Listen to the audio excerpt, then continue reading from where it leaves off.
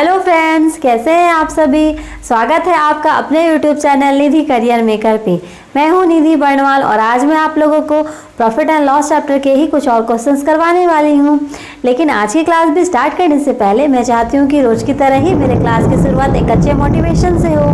और वो मोटिवेशन ये है कि अपने लक्ष्य में सफल होने के लिए आपको सिर्फ और सिर्फ अपने लक्ष्य के प्रति समर्पित होना चाहिए, है ना। तो चलिए इसी मोटिवेशन के साथ मैं शुरू करती हूँ आज की class. The question is, if a dealer wants to earn 20% profit on an article after offering 25% discount to the customer, by what % should he increase his marked price to arrive the level price? Okay, तो चलिए इसे देखते हैं। सबसे पहले मैं यहाँ पे मान लेती हूँ कि आर्टिकल की कॉस्ट प्राइस कितनी है, 100 है ना। अब उसे प्रॉफिट कितने की होनी चाहिए, 20% की प्रॉफिट। मैं यहाँ पे लिख देती हूँ, प्रॉफिट होनी चाहिए 20% की।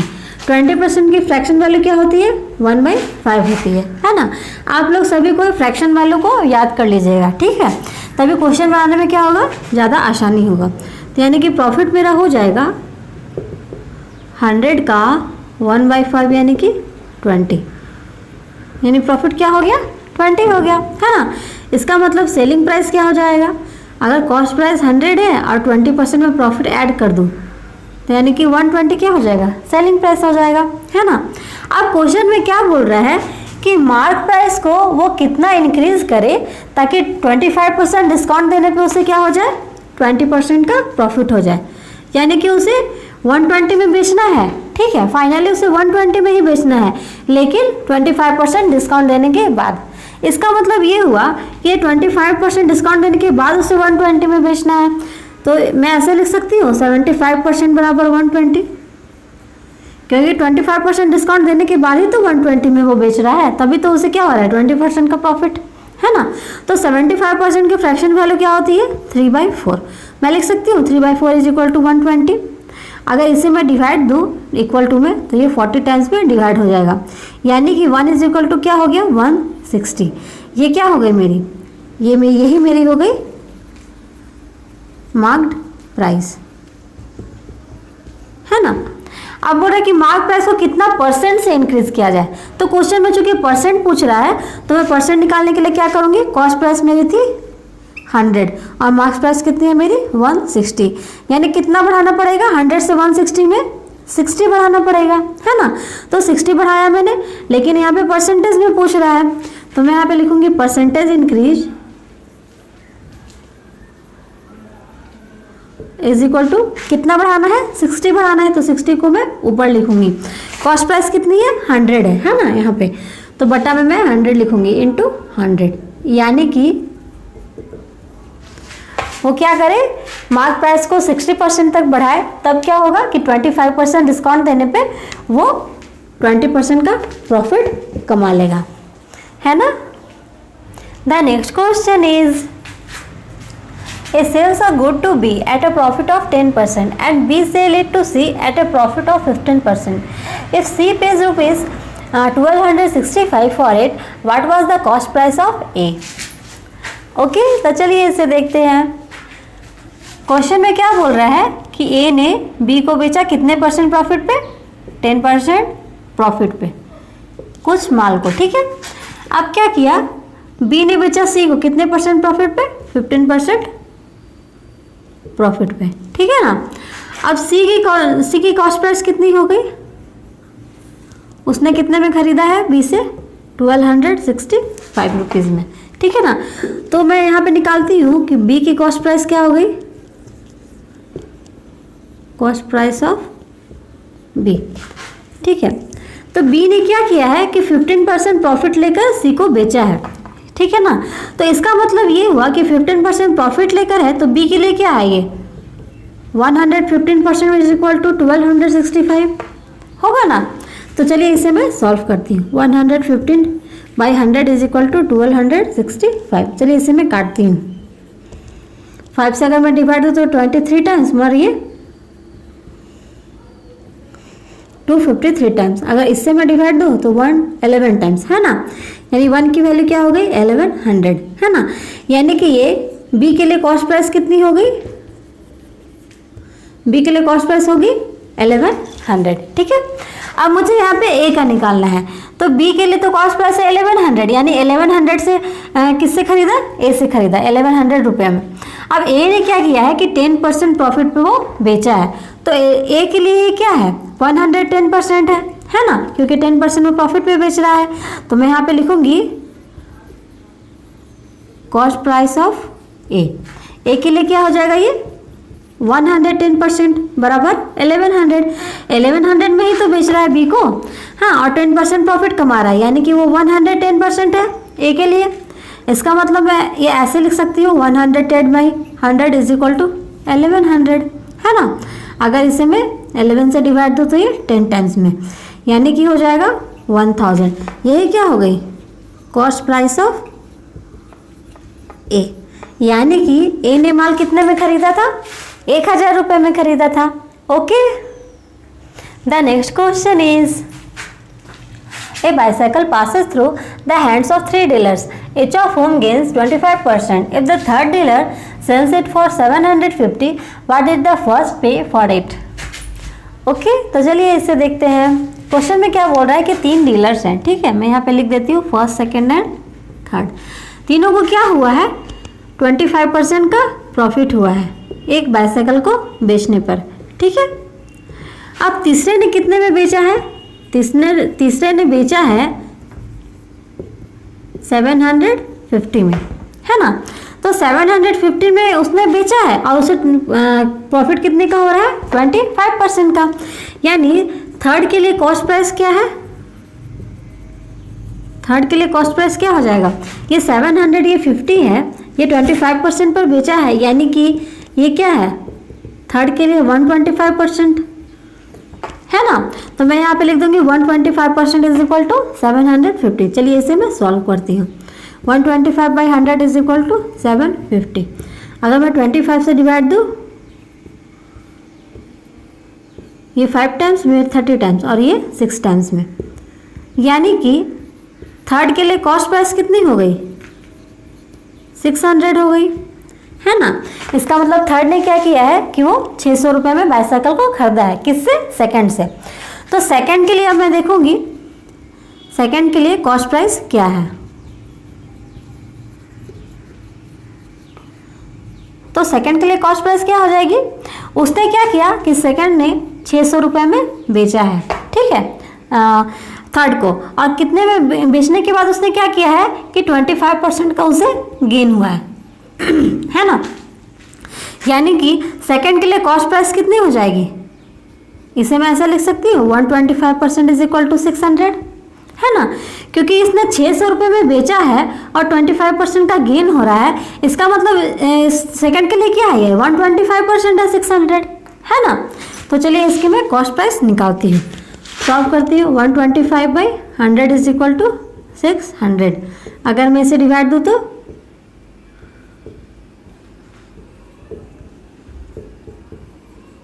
यानी कि हो गया 24 × 20 इज इक्वल टू 480, है ना। यानी सेकंड के लिए कॉस्ट प्राइस कितनी हो गई 480। इसका मतलब ये है कि 480 रुपये में क्या किया उसने फर्स्ट डीलर से खरीदा है, ठीक है। तो फर्स्ट डीलर के लिए कॉस्ट प्राइस क्या हो गई, कॉस्ट प्राइस ऑफ फर्स्ट। तो फर्स्ट के लिए क्या हो जाएगी, उसने क्या किया है कि 480 रुपये में सेकंड को बेचा है ना, और 25% का उसे गेन भी हुआ है। इसका मतलब ये हुआ कि मैं इसे लिख सकती हूँ 125% इज इक्वल टू 480, है ना। सॉरी, मैं कॉस्ट प्राइस के इक्वल लिख रही हूँ, ये कॉस्ट प्राइस के इक्वल नहीं है, ये मैं ऐसे बताने के लिए लिख रही हूँ, ठीक है ना। तो 125% इज इक्वल टू 480 है, देन में से मैं सॉल्व करती हूँ। 125/100 इज इक्वल टू 480। 5 से अगर मैं डिवाइड दूँ तो 25 से डिवाइड दूँ तो 5 टाइम्स में और ये 4 टाइम्स में। अगर इससे मैं डिवाइड दूँ तो 5 से,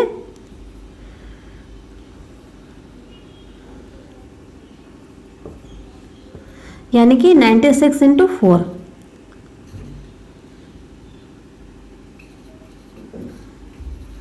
यानी कि क्या हो गया 384।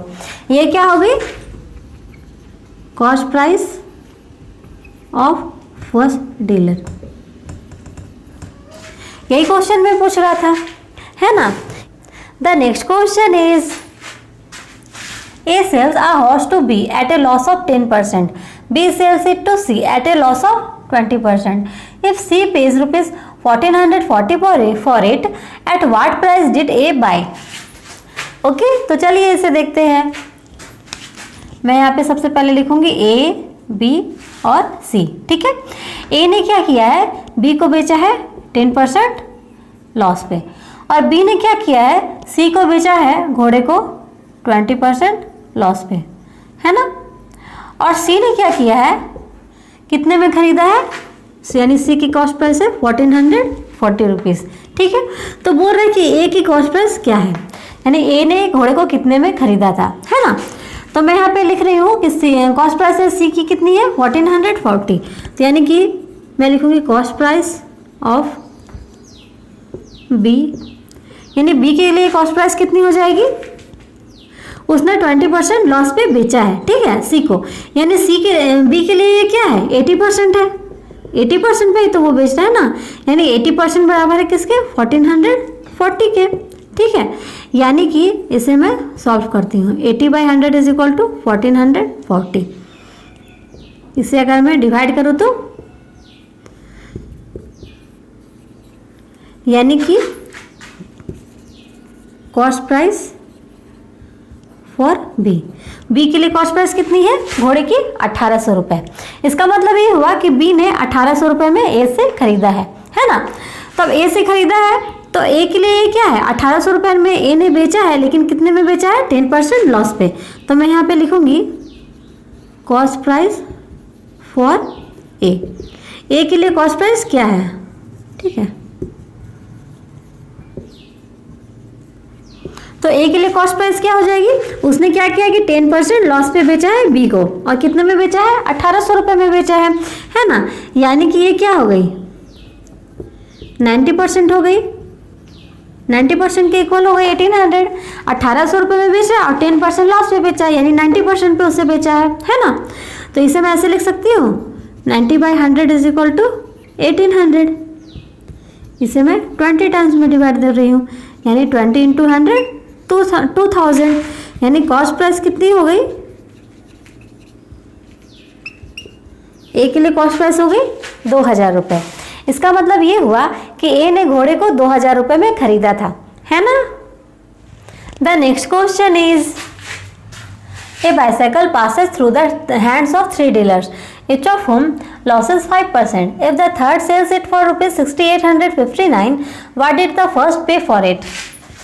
ओके, तो चलिए इसे देखते हैं। क्वेश्चन में क्या बोल रहा है कि 3 डीलर्स हैं, मैं यहाँ पे 3 डीलर्स लिख दे रही हूँ, फर्स्ट सेकेंड एंड थर्ड, ठीक है। अब तीनों ने क्या किया है कि लॉस पे बाइसाइकिल को बेच दिया है, तो कितने परसेंट लॉस पे 5%, तीनों ने 5% लॉस पे बाइसाइकिल को बेच दिया है। और तीसरे ने क्या किया है, कितने रुपीज़ में बेचा है 6859 में, है ना।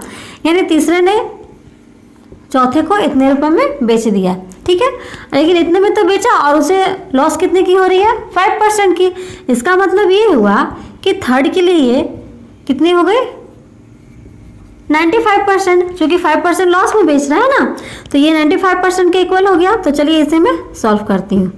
95/100 इज इक्वल टू 6859। अगर 19 से मैं इसे डिवाइड दूँ तो ये 5 टाइम्स में और ये 361। अगर 5 से इसे मैं डिवाइड दूँ तो ये 20 टाइम्स में, यानी कि 361 इंटू 20, यानी कि थर्ड के लिए कॉस्ट प्राइस कितनी होगी 7220, ठीक है। अब ये तो इसने क्या किया है सेकंड से खरीदा है, ठीक है। तो सेकंड से इसने कितने में खरीदा है 7220 में, लेकिन सेकंड में कितने में बेचा है 5% लॉस पे बेचा है। तो यानी कि मैं यहाँ पे लिखूंगी cost price for second. Second के लिए कॉस्ट प्राइस क्या हो जाएगी, ये उसे 7220 में बेचा है थर्ड को और 5% लॉस पे बेचा है, यानी कि ये 95% पे इसे बेचा है। तो 95% इज इक्वल टू कितना हो जाएगा 7220। चलिए इसे मैं सॉल्व करती हूँ। 95/100 इज इक्वल टू 7220। 19 से अगर मैं डिवाइड दूँ तो ये 5 टाइम्स में और ये हो जाएगा 380 टाइम्स में। अगर इसे मैं डिवाइड दूँ तो यानी कि 76 टाइम्स में, 7600 है ना। यानी कि सेकंड के लिए कॉस्ट प्राइस कितनी हो गई, सेकंड के लिए कॉस्ट प्राइस हो गई 7600। इसका मतलब ये हुआ कि 7600 में उसने किससे खरीदा है, फर्स्ट से खरीदा है। लेकिन फर्स्ट ने भी क्या किया है कि 5% लॉस पे बेच दिया सेकंड को, है ना। तो इसका मतलब ये हुआ, मैं यहाँ पे लिखूंगी कॉस्ट प्राइस फॉर फर्स्ट। तो फर्स्ट के लिए कॉस्ट प्राइस क्या हो जाएगी, उसने 7600 में सेल किया है बी को और 5% लॉस पे सेल किया है। इसका मतलब ये किसके इक्वल हो जाएगा, 95% के, है ना।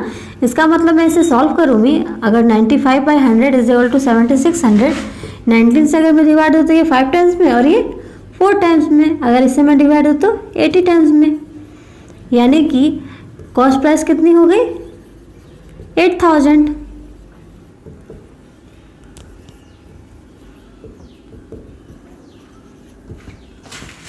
इसका मतलब ये हुआ कि फर्स्ट डीलर ने 8000 रुपये में बाईसाइकिल को खरीदा था, है ना। The next question is a man sells a car to his friend at 10% loss. If the friend sells it for ₹54,000 and gains 20%, the original CP of the car was. Okay, तो चलिए इसे देखते हैं। यहाँ पे बोल रहा है कि दो व्यक्ति हैं, फर्स्ट और सेकंड, ठीक है।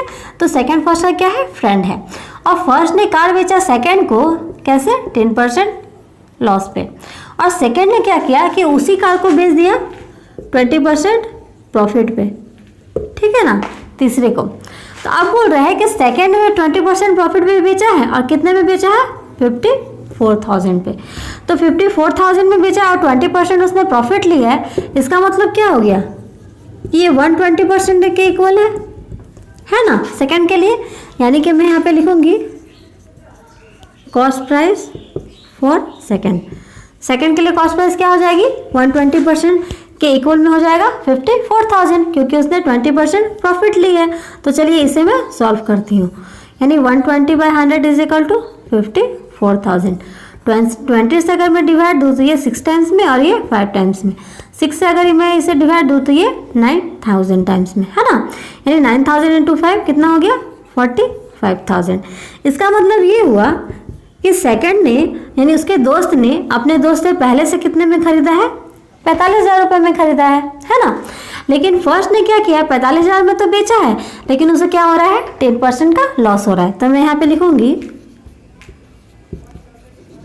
Cost price for first. तो फर्स्ट के लिए कॉस्ट प्राइस क्या हो जाएगी, उसने चूंकि 10% लॉस पे बेचा है 45,000 में, इसका मतलब उसने 90% पे ही बेच दिया है। तो 90% इज इक्वल टू कितना हो जाएगा 45,000। चलिए इसे मैं सॉल्व करती हूँ। यानी 90/100 इज इक्वल टू 45,000, यानी कि ये 500 टाइम्स में कट गया, है ना। यानी 500 इंटू 100 कितना हो गया 50,000। इसका मतलब ये हुआ कि कॉस्ट प्राइस फर्स्ट के लिए कितनी हो गई 50,000। यानी पहले ने उसे कार को कितने में खरीदा था 50,000 में खरीदा था। ओके, मुझे उम्मीद है कि अब आप लोगों को इस टाइप के क्वेश्चंस में कोई भी प्रॉब्लम नहीं होगी। लेकिन फिर भी आप लोगों को कोई प्रॉब्लम होती है तो आप मेरे टेलीग्राम के चैनल को ज्वाइन कर सकते हैं और वहां अपने डाउट को क्लियर कर सकते हैं। लिंक मैं डिस्क्रिप्शन बॉक्स में दे दूंगी, ठीक है। मैं फिर मिलूंगी इसी चैनल पर एक नए वीडियो के साथ, एक नए टॉपिक के साथ। तब तक के लिए थैंक यू।